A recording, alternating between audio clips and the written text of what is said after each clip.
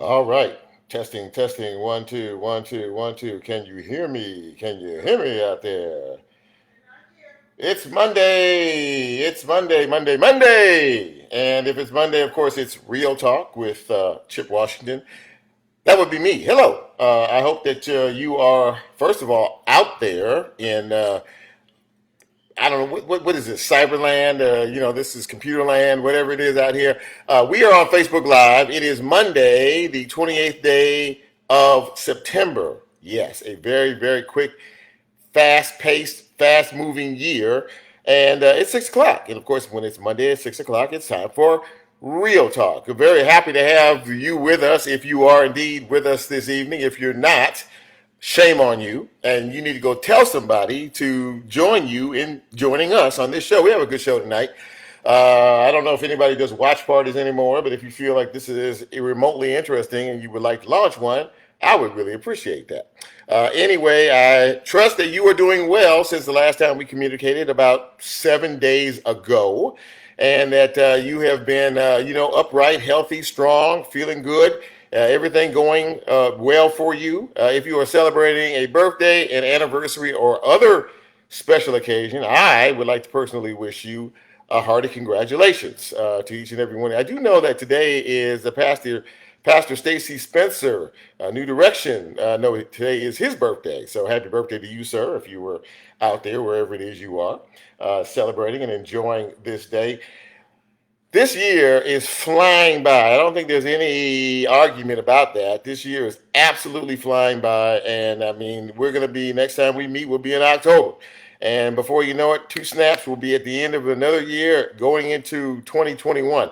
And let's hope for all our sakes that 2021 is a better year than 2020 has been in terms of feeling better, viruses, the whole nine yard. And speaking of the viruses, this is a check for those of you who still don't believe it's real. 205,000 people in our country have died of this virus so far this year. And 999,000 plus have died globally. So another unbelievable, no one ever thought it would happen milestone in terms of that will be happening soon. I don't know if you've been keeping up, but of course, we had a bit of a flattening of cases and deaths and things like that. But in 24 states, it's moving up. The positivity rate is moving up. The number of infections is moving up in several states. And of course, once that happens, death follows as well. So we're praying for each and every one of you, for your health, your strength, and your safety. No, this is not a hoax. I don't, regardless of it, there's so many of you out there who think it is, but no, it is not a hoax. This is a very real, deadly, and dangerous virus. So you need to take all the necessary precautions to take care of yourself. We have a good show tonight. We are going to, speaking of the virus, we're going to get an update on that from Dr. Steve Threlkeld. He is an infectious disease doctor out of the Baptist medical system. Many of you have seen him on his daily briefings on WMC Channel 5 in the afternoon. So it'll be interesting to get his take on where we are now as we enter into the fall. And by the way, isn't it beautiful? It was beautiful after this morning's rain. Turned out to be a very nice and lovely afternoon. Temperatures in the 70s. Fall is here. Things are starting to cool down. The daytime highs are cooling down. The nighttime lows are cooling down into the 50s and even 40s in some locations. So, yeah, the change of seasons has arrived. So Dr. Threlkeld will talk to us about the coronavirus and what happens after we enter into flu season, which is right around the corner. And if you haven't got your flu shot, ladies and gentlemen, you need to get a flu shot. I can hear you now.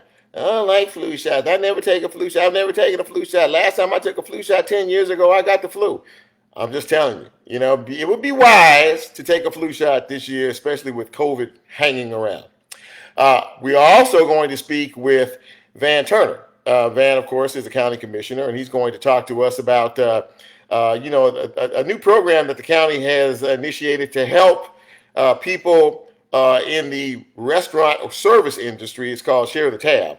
And he's going to talk about how we can all help those folks because they took a pretty good hit when they had to close down. So he'll talk about that, other county commission business as well. And I don't know if you know it, but in 30 something days, 35, 36 days, we have an election that's going to happen. Yeah, it's a big election. It's a presidential election.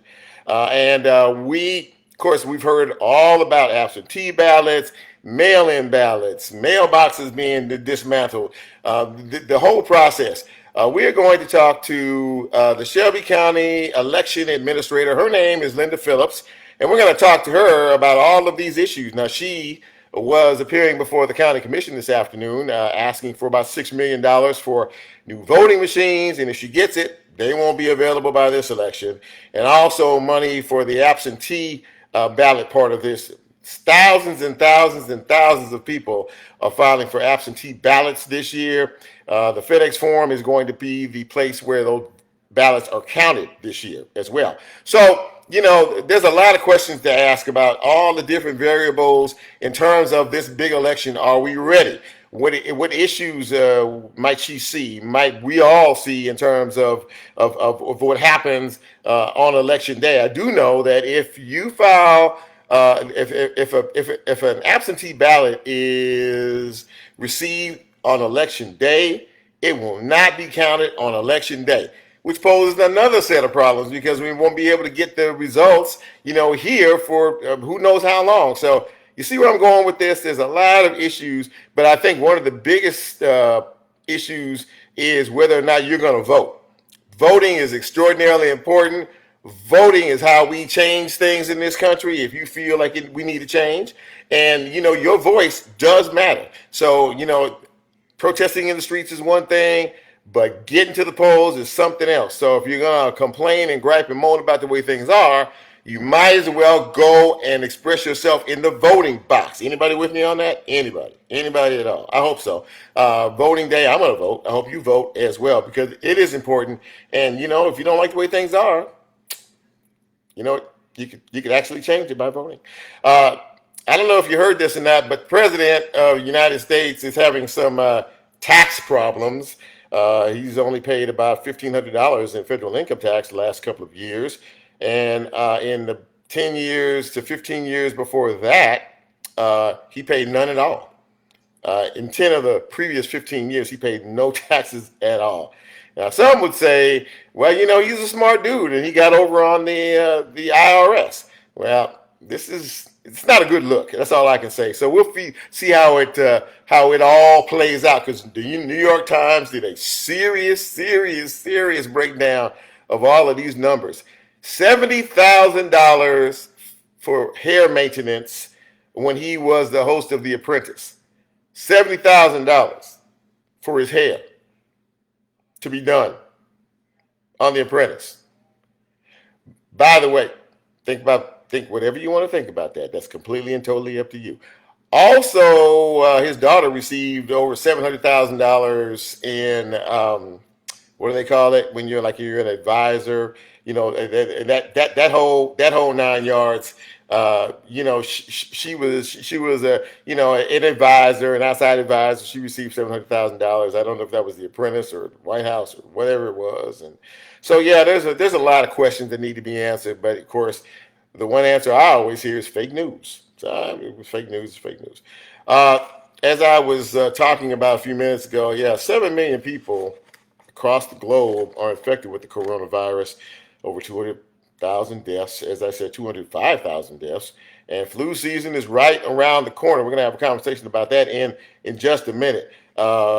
Infection rates are rising across the country.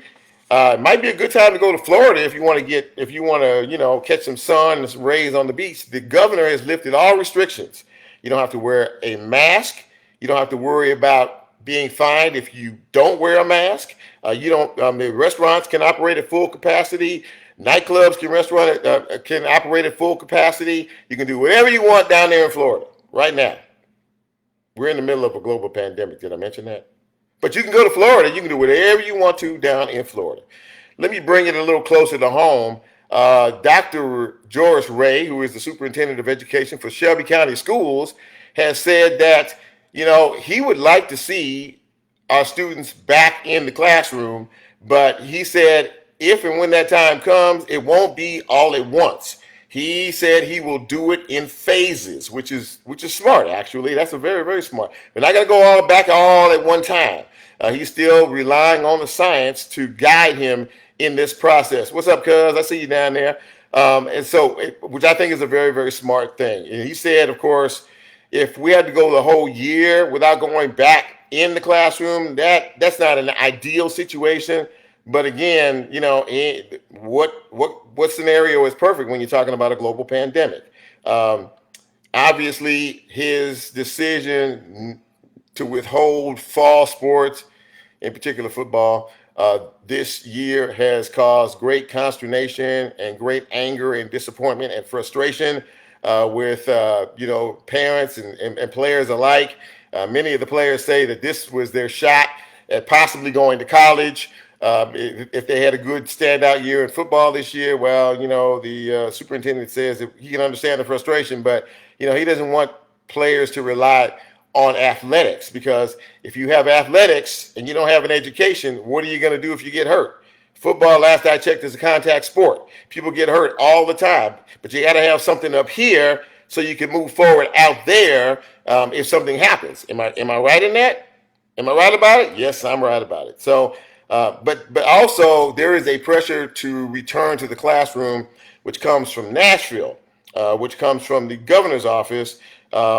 They are putting a lot of pressure on these schools to try to go back because of a statistic that came out last week by Governor Lee and the Tennessee Education Commissioner Penny Schwinn, who said that third graders in the state public schools could see a 50% decrease in their proficiency rates and a 65% drop in the proficiency rates of math. So now these statistics were based, early this year, like before March, actually, when school was out. So, I think we may be using some old stuff. I know they're reevaluating some things. So, yeah, there's a lot of pressure from all sides to do all kind of different things, and we'll see how it plays out. But again, I think that safety first, especially when you're talking about young people. 16 new cases today in DeSoto County schools. They reported 16 new positive cases in their schools. A couple of other local school districts had positive cases, and they decided instead of letting them stay back in school to go virtual for a couple of weeks until things clear up. The University of Memphis laid off over 20 employees on Friday because of the high infection rate and because of the budget. It has affected the budget. So they've either laid them off or they furloughed you. If you make over $40,000 a year and you work at the University of Memphis, you're being furloughed, which means they're going to remove you from the workforce right now, and they may bring you back at a later time. So stuff is real. I mean, and it affects each and every one of us. Shalisa Cox, you know what? I recognize, I thought about it today. Shalisa is having a birthday today, or her birthday is today. So Shalisa, y'all know Shalisa. If you know her, tell her that Chip said on his show, happy birthday to you on this day. I know she's just being fabulous about all of this. But anyway, glad you're with us. So trying to see if there's anything else I needed to say.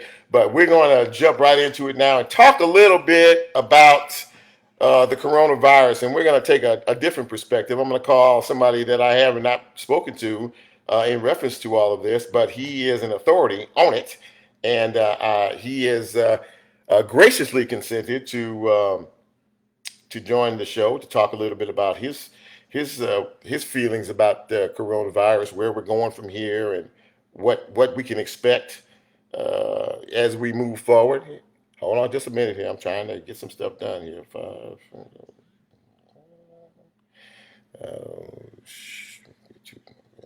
All right. Okay. Glad you're here on this beautiful Monday evening. Days are getting shorter. It's getting darker earlier. So, yeah, we'll see. Dr. Threlkel? I'm doing great, sir. How are you? Yeah, you sound great. Absolutely great. Can you hear me okay? Can you hear me okay? Okay. Well, first of all, as I want to do every time I have a guest, I really appreciate you taking time out of your busy schedule to join me for a few minutes to talk to our audience. I appreciate that. I really do. Yes, sir. Okay, so, as an infectious disease specialist, and you work out of the Baptist system, am I correct?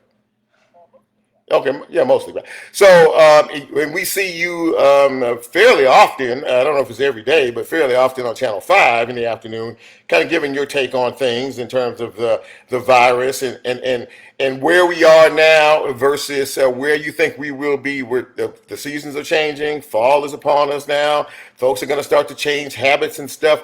First of all, based on the statistics that you look at, where do you see us being right now?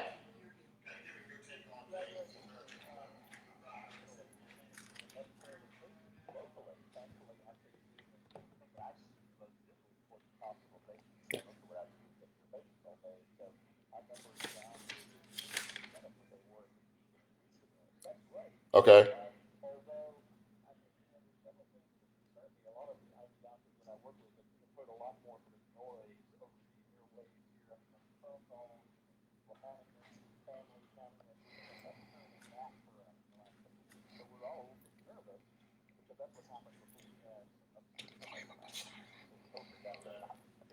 Exactly. Exactly.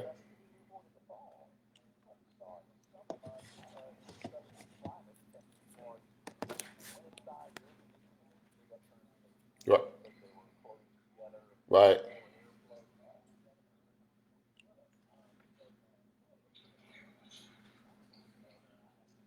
Exactly. Exactly.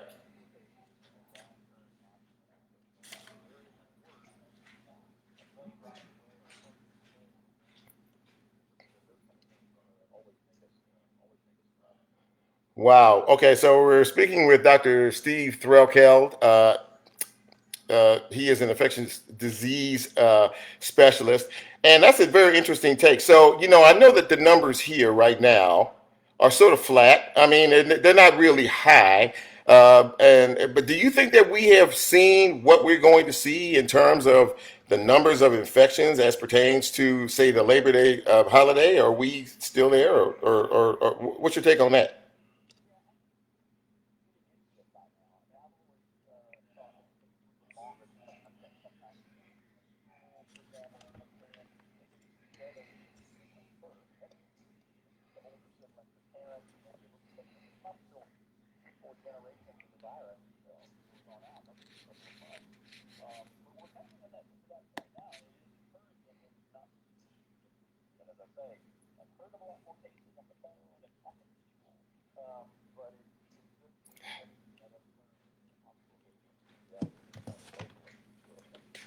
Oh, absolutely. And so as we move ahead, are we going to experience, as we move ahead, are we going to experience, I think a lot of the national folks are talking about the fact that we're looking at, we're not out of the woods yet here. We're still dealing with, possibility of some major infection rates, the whole 9 yards.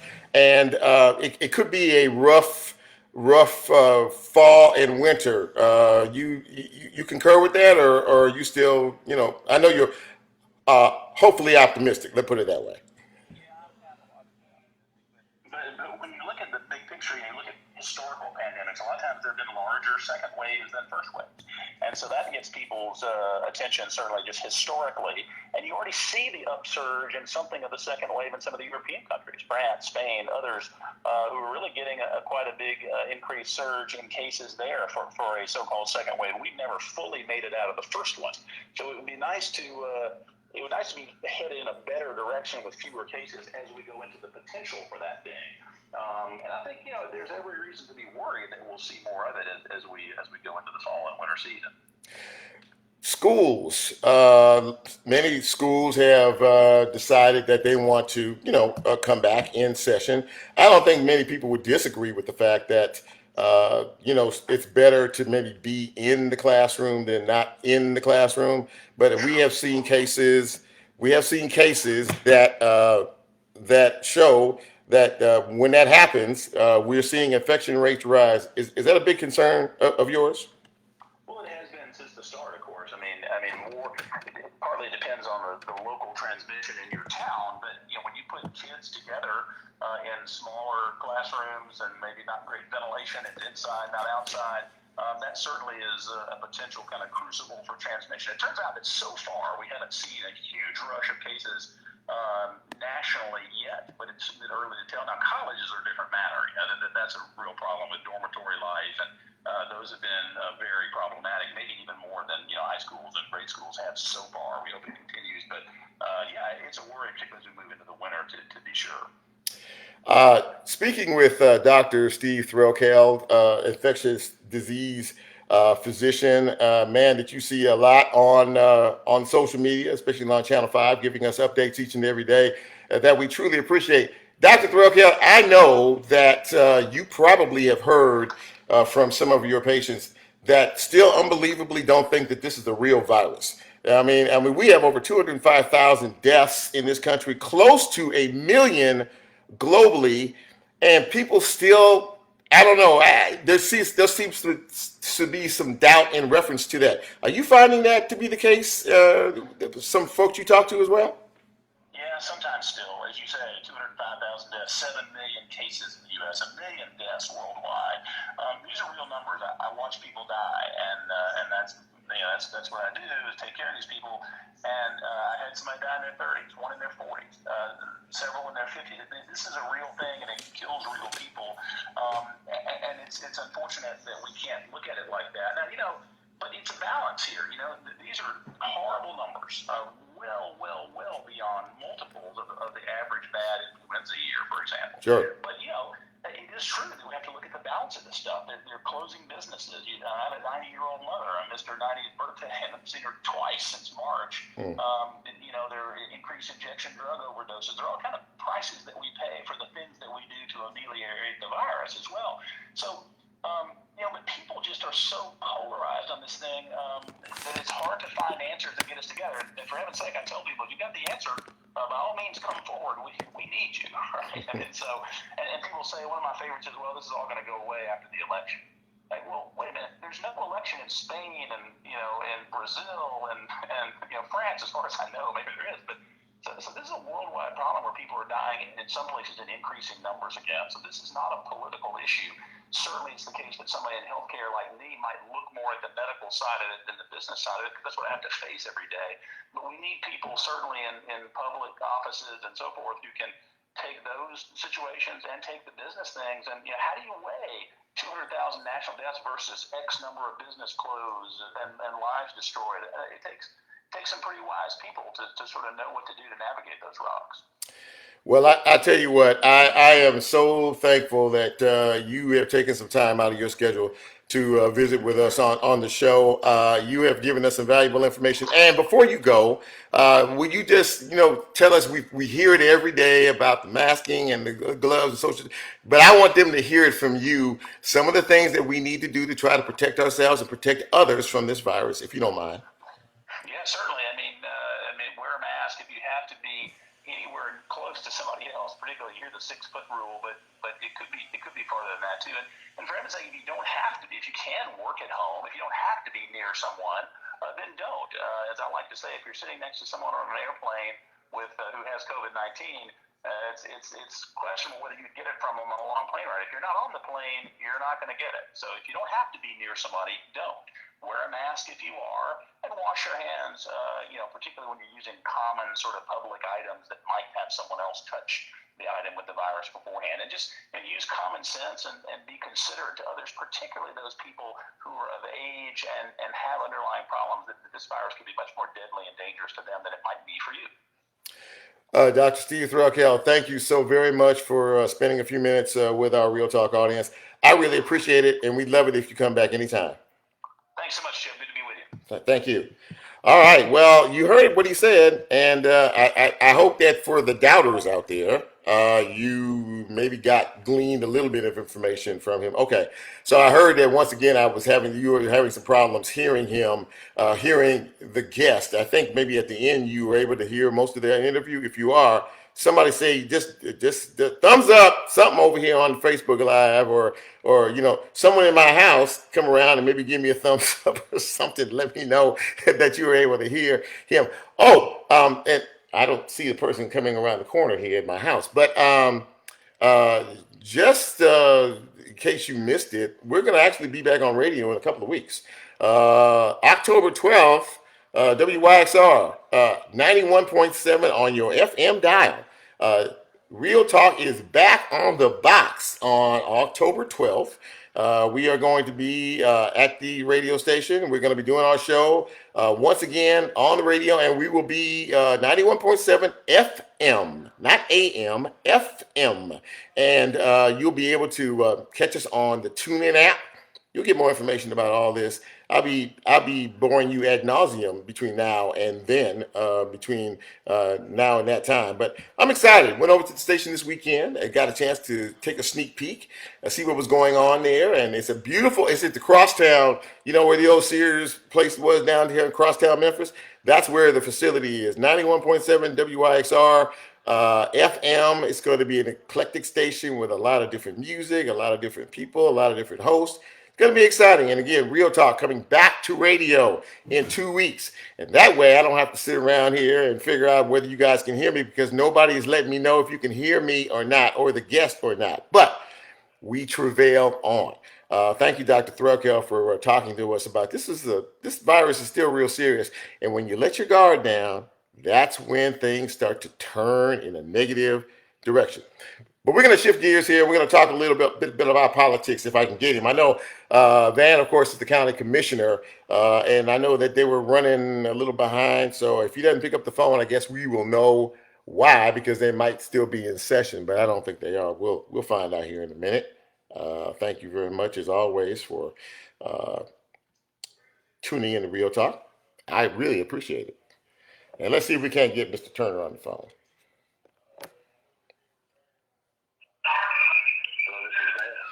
Van Turner, Chip Washington from Real Talk. How are you, my friend? I'm good. How are you? I'm doing good. Are you still in session? Yeah. Oh, okay. Okay. Is it okay to talk, or do we need to do it another time? We might need to do another time, but I didn't think we would be going this long.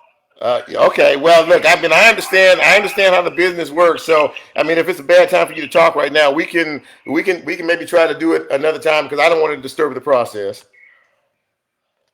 Yeah. Is this were we recording or were you going live? We're going live right now, sir. Okay. And how long would you need me for? Well, as long as you can look. I mean, I'm on your dime. You know, you're not. I'm. You know, you're. I mean, I'm on your dime. So if you have a couple of minutes, we can chat about a couple of things. If not, I understand that as well. Yeah. Let's just do it. And then if I have to break right quick to go on vote, maybe we can just go to a break, or you can kind of be talking, and then I can rejoin. Okay, that sounds good. Okay, well, first, Van, the reason I wanted to have you on in the first place, and thank you for taking some time to talk to us. I really wanted to talk about the new program designed that you helped to initiate with the county for the restaurants, the limited service restaurants who are taking a beating, called Share the Tab. You got a minute to talk to our audience about that? Yes, sir. So go ahead and kind of fill us in on exactly what that's all about. Well, this is a program that has set aside funding to assist restaurants, which are going through, probably one of the toughest times that we've seen in recent years. Mm-hmm. We say all the time that we haven't seen a pandemic like this in 100 years.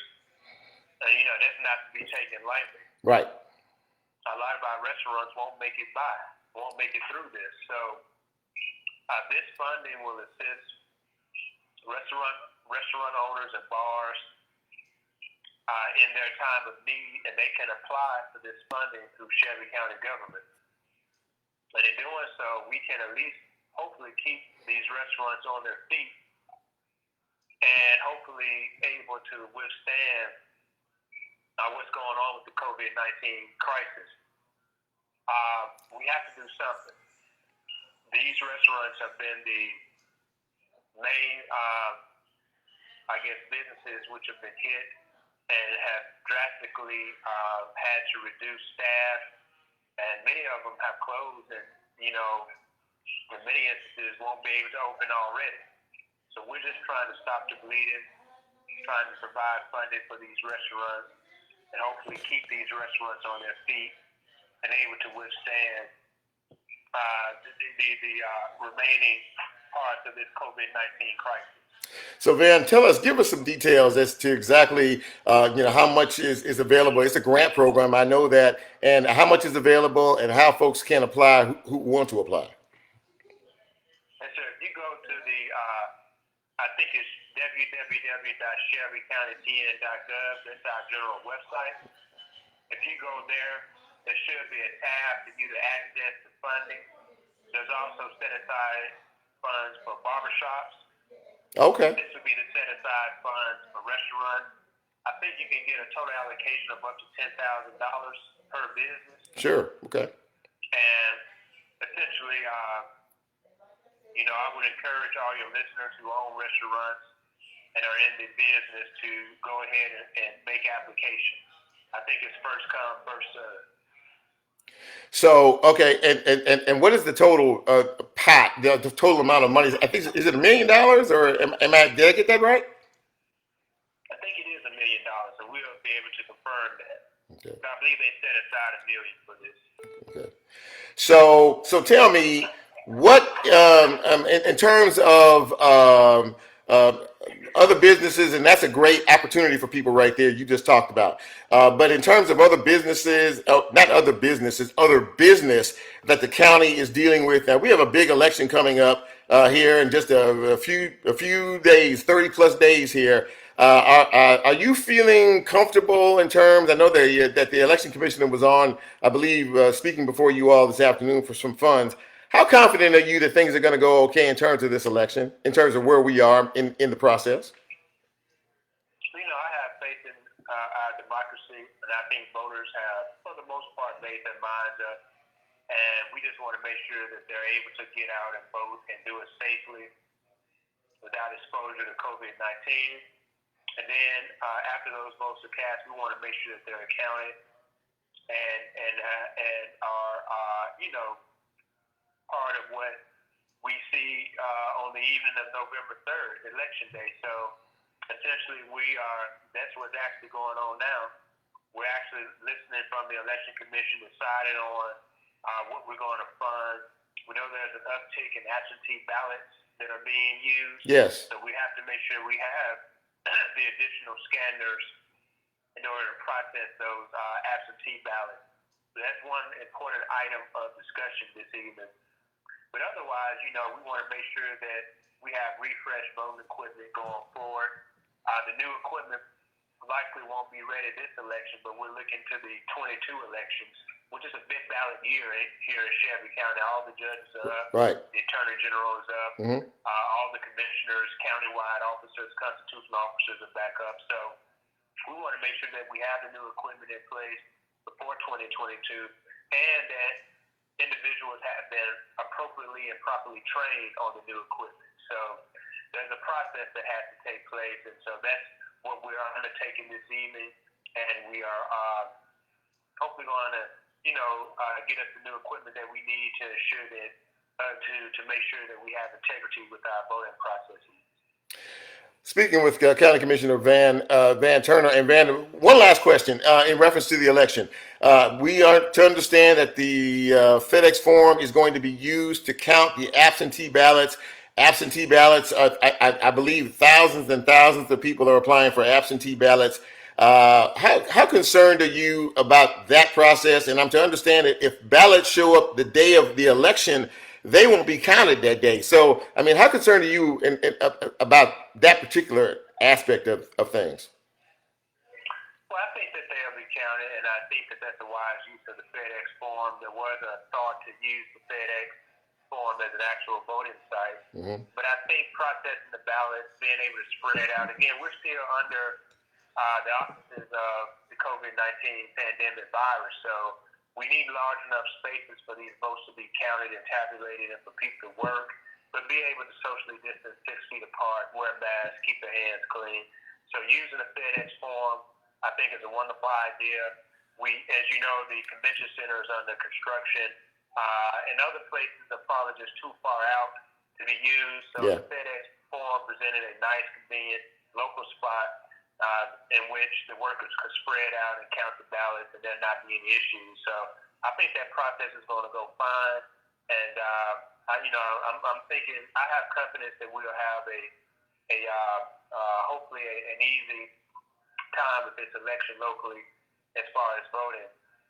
I think the aftermath of the vote is what everyone is going to be seeing. It's going to be tied up in court, all this and that. But, that's out of our hands. We just want to make sure that if you're listening to this program this evening with Mr. Washington and you're listening to me, you get registered to vote by October 5, and then when early voting begins on October 14th through the 29th, you cast your early vote. And if you're unable to do so, you go to the polls on Election Day, November 3rd, to vote. Couldn't have said it better myself. County Commissioner Van Turner, thank you so much for taking time out of your schedule, man, to especially while you're in session to talk with us. I really appreciate it. Thank you so much. Thank you so much, Chip, and have me back anytime. I'm sorry I got to rush off, but what I'm talking about is actually what we're voting on now, so I appreciate you. And have me back anytime. Thank you, sir. I appreciate you. Thanks. Thank you. Well, okay, so having said that, and I want our audience, whoever's out there right now, hang on just a second. Just hang on just a second. Wanda Joyce, can you hear my guest? Thank you. I got confirmation that the guest can be heard. That's a good thing. Now, here's where the conundrum lies. Conundrum, which basically means here's where my dilemma is right now. The Shelby County Commissioner meeting is still going on, and it's going on 7 o'clock. And one of my guests was to be the Shelby County election administrator. Her name is Linda Phillips. And according to what Van just said, she's talking to the county commission right now about some additional funding. I believe it was $6 million. Van talked about it. He mentioned the new machines that they are trying to get, which will not affect this election, but they will down the road next couple of years. And she's also wanting to get some funding in reference to the absentee ballot situation as well. This election could be, and Van alluded to it. Oh, by the way, just in case you were unaware, there is a presidential election in a little over 30 days. Tomorrow evening, there will be a presidential debate tomorrow night between the current resident of the White House and Joe Biden. So I guess my question to you is, first of all, are you going to watch it? I know I will. It's going to be must-see TV because, Trump goes low. And we'll see how Joe can maneuver, and dodge those shots that are going to be coming his way. But with this tax situation with the president, that's some, added red meat. Question is, are you going to watch it? First of all, you should. Secondly, who do you think is going to win? Do you think the president will win, or do you think Biden will win?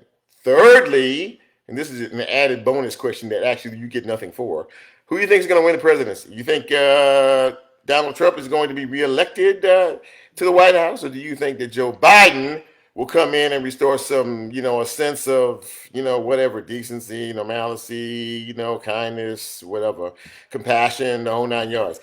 I'm not saying who I'm going to vote for, or maybe I just did, but we all have choices, and that's what's important. The choices are yours.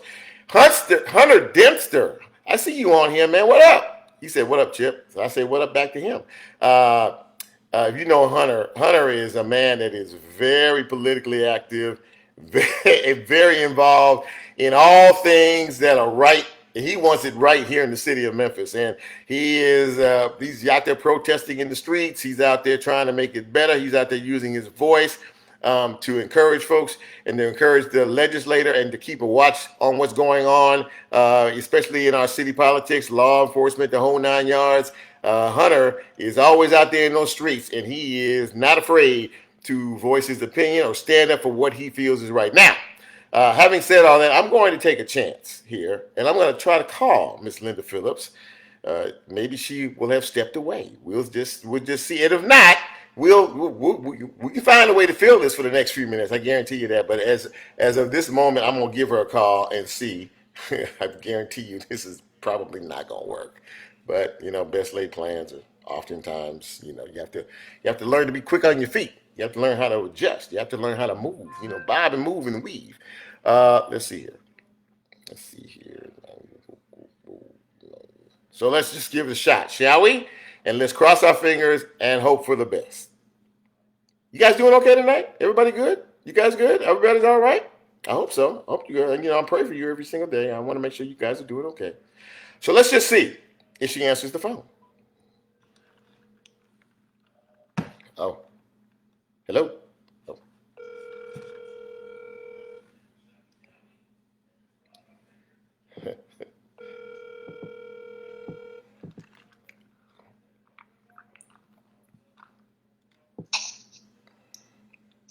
Joe Young. Hey, Joe Young. This is Chip Washington from Real Talk. How are you, sir? I'm doing well. How are you? I'm in the county commission meeting, so let me step out.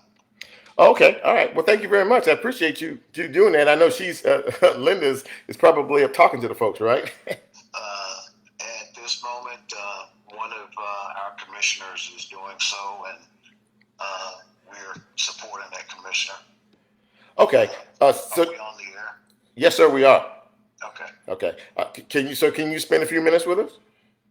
Yes, I will. I stepped out to do that. Okay. And I'm glad that I'm able to do so, and I hope our discussion devotes significant time to the things that you and I have already touched on when I first spoke with you. Well, absolutely that. And and first of all, I know you guys are at the county commission. I know that there's an ask for $6 million additional dollars for some new machines that we need, but also in reference to the absentee ballot situation. So, can you kind of fill us in a little bit on what's exactly going on out there tonight? What's going on right now is that we're trying to get approval of it's actually there was $5 million. The original bid was pardon me, that we approved, meaning the Shelby County Election Commission Board. The quote was $3.99 million, Mm-hmm. and the need for additional funds for hand-marked paper ballots, as well as some of the requirements of the state were required to be added. The state of Tennessee, using harbor funds, is going to provide $2.4 million, and we're asking the county to basically put that money up and let them be reimbursed by the state. Well, so listen, Joe. You and I were talking offline last week, and I really appreciated you taking some time. But there are some definitive concerns that you have, and I want you to talk to our listeners about some of the real concerns that you have in reference to this whole voting situation and what's going on as it pertains to us here in Shelby County, if you don't mind. I don't mind, and if you'll indulge me, I think that it's important that your listening audience and participants know who I am and what I do. Okay. I'm the chief deputy administrator of elections for the Election Commission. I am the security officer. I'm responsible for the security of all of the technology that is deployed at the Election Commission. Right. I am on the Shelby County IT Steering Committee, which vets all resolutions that go to the County Commission. Mm-hmm. I am also on the subcommittee for security for all of county IT. I have served as the chief deputy administrator for almost 13 years. But I have also served as the acting administrator of the Shelby County Election Commission. Yes, sir. And I am one of only 3 people in the world who has ever conducted elections. In the world, he says. Yeah. Okay. 2 people are here. The current administrator and I both have conducted countywide elections, and the previous administrator. So I think it's important that the people who are tuning into you know that speak with some degree Oh, absolutely that. clarity other than just a superficial one. Absolutely, absolutely. So go ahead, Joe. Talk to us about, you and I had a pretty substantive discussion. I got a few minutes left in the show, but I want to devote as much time as I can to some of these issues. Thank you. Yes, sir. Thank you so much. No problem. No problem. There is what I consider to be a poorly balanced discussion about election security and voting security. One of the things that I was able to do in the winter of last year was to attend a summit conducted by the Balfour Institute of Harvard University. That Harvard, by the way. Yeah. And it was conducted by people who are in military intelligence, Mm-hmm. the intelligence agencies of the United States government, people who served as chief of staff, Right. Also Google, Microsoft, others were participating in that, and as well the former campaign chairman for Hillary Clinton and the former campaign chairman for McCain. They both state that our country is under assault, and the digital assault that is occurring on our country is not occurring at the polling place. So the focus was not on voting equipment, because all of the companies have to basically pass testing conducted by the United States Election Commission. Okay. All of the voting equipment that is used in the state of Tennessee has to be certified by the state of Tennessee. Right. So where is the threat? The threat is this. Our people, minorities included, and as a matter of fact, especially minorities and poor people, are not getting their information from legitimate sources.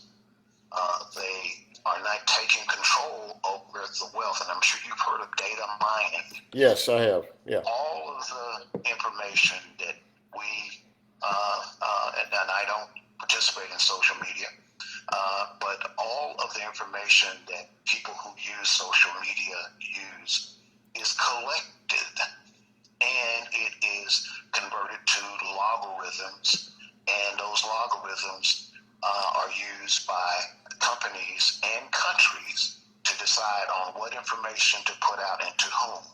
And that information is not always accurate. So the public is misled about things that come over social media. So that either disillusions voters from participating, or it sends out incorrect information. Well, before you before you move ahead with this, how, I mean, obviously this sounds like a very big problem, and we have heard about this before, but how aware are people that there really is control coming from the outside?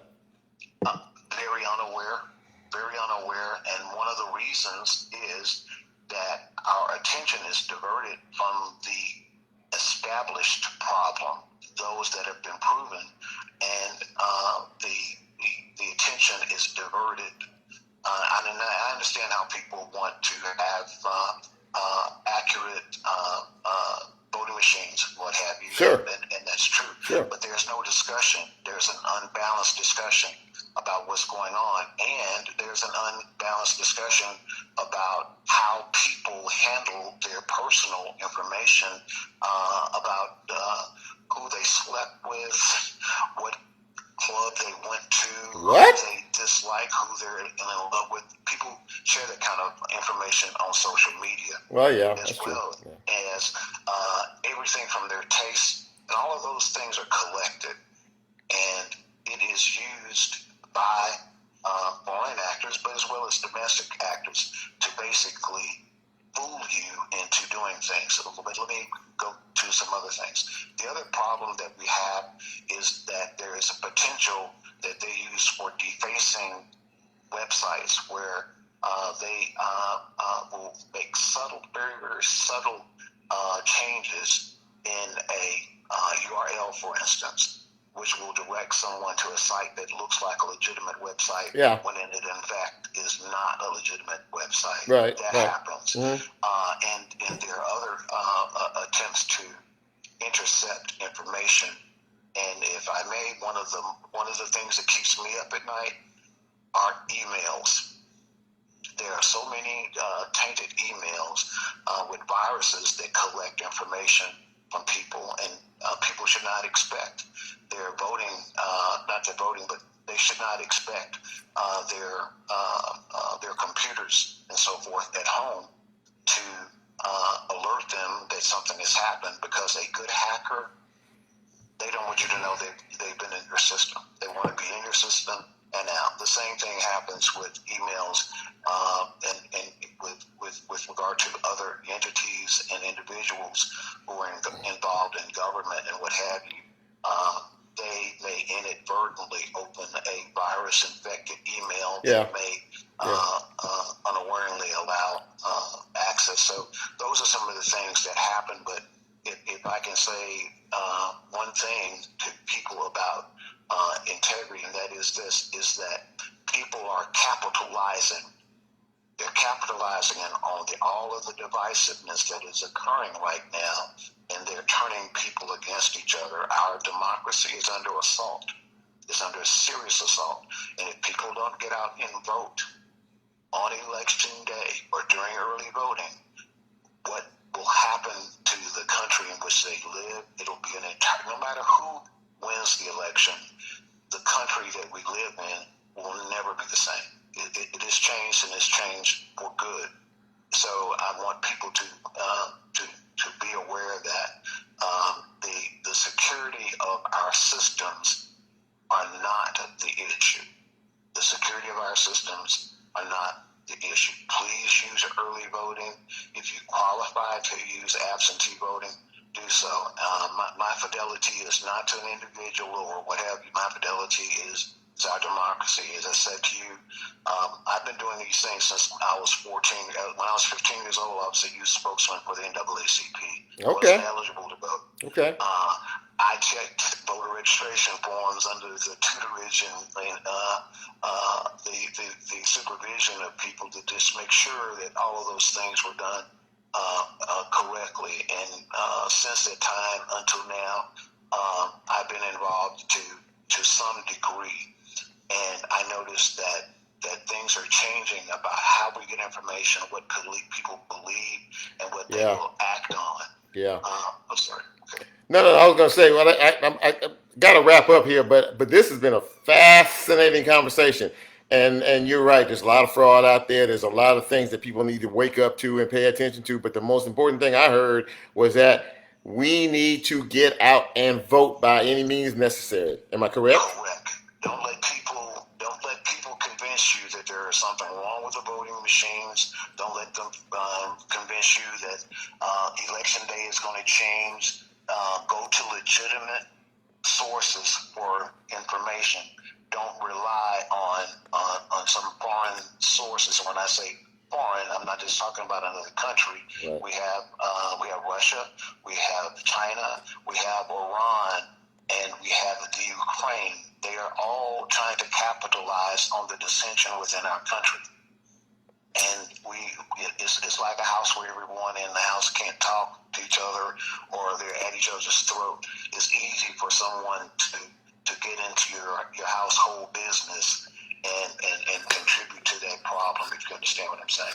I really do. And thank you so much, Joe. I really thank you so much. I know you guys are in the middle of it down there, but thank you so much for giving us an education and informing us. And tell Linda, I look forward to talking to her down the road, but I know you got business. But thank you so much for filming. I really appreciate it. Really do. Thank you. Thank you. All right. Well, that was unexpected, but obviously it was very needed. He spoke truth to power. Look, there are forces out here. There are things going on out here that none of us know. We watch it. We half watch it. We hear it on the news. We don't do the whole 9 yards. Listen, this election is about more than just where we are now.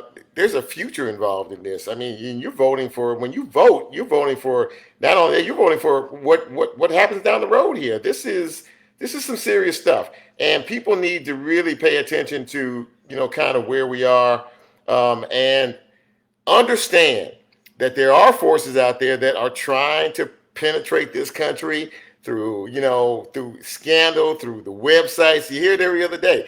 Facebook and YouTube and what's the other one? Instagram and some of these other websites that they use to manipulate people, and people just go. He's right.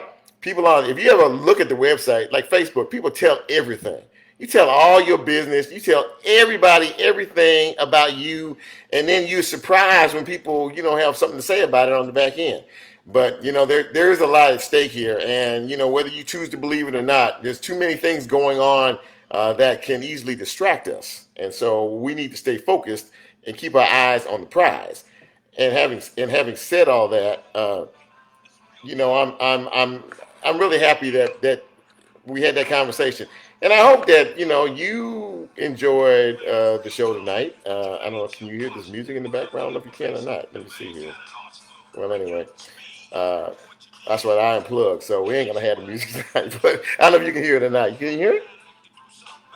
Anyway, I'm closing out. But thank you so much for spending some time with us tonight. I hope that you learned something, as we always do. But more importantly, I just want you all to be safe. It's dangerous out here on these streets. If you don't need to be out there messing around, stay home, be with your family, and enjoy home life. It's always nice. I like my home life. Everything's good. So, between now and the next time we join each other, I hope that you're safe. I hope that you're well. And look after other people, okay? Check on folks, all right? People are going through stuff every day that you may never, ever know about. But you might be able to say something to make them feel better about where they are and what they're going through, okay? So between now and next Monday, hopefully we'll be back, and we'll maybe try to do it a little bit better than we did it tonight. And, we'll see what happens between now and then. So God bless you. I pray for you each and every day. And if you feel like it, pray for me and my family as well. Till next time. Peace.